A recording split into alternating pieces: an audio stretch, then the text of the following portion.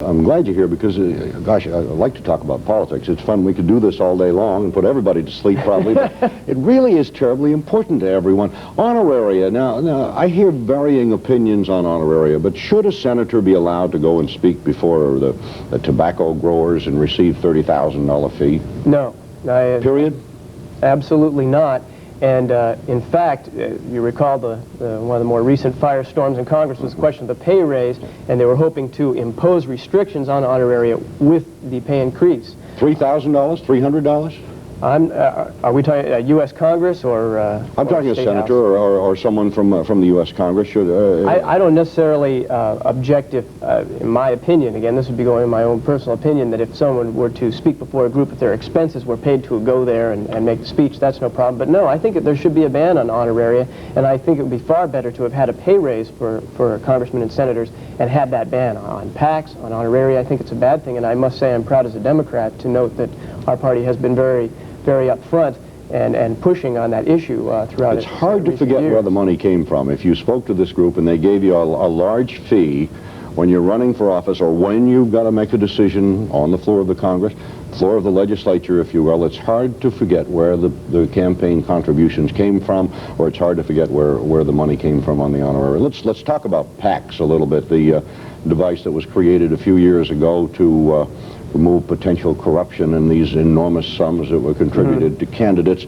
All corporations did was create a dozen PACs or 100 PACs. Right. It's a great way to hide money, isn't it? It's a serious problem, and Senator Boren of Oklahoma, who again is a Democratic senator, has worked long and hard to try to get legislation passed. It's been opposed by the Republican Party as a whole. Now, there are Republican individual senators and congressmen who have tried to work for more campaign reform.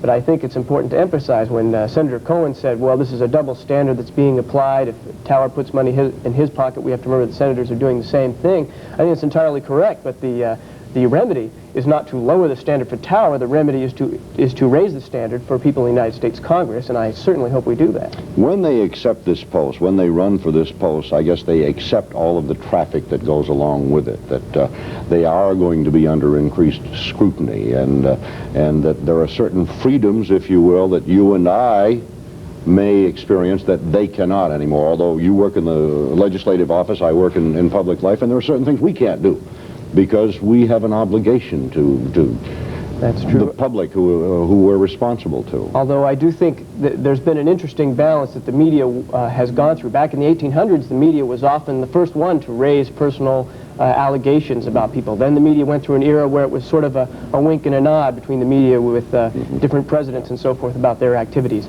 I think there's a balance between those two, and I think that's what the problem that we're facing today is, trying to find that balance. I think we went too far one way, saying that no personal conduct should be part of public concern. It should, but only so as it affects their public administration of duties. And above all, thorough reporting of what's going on, so that the public, when they do go in the voting booth, can make an honest decision based on absolutely total information.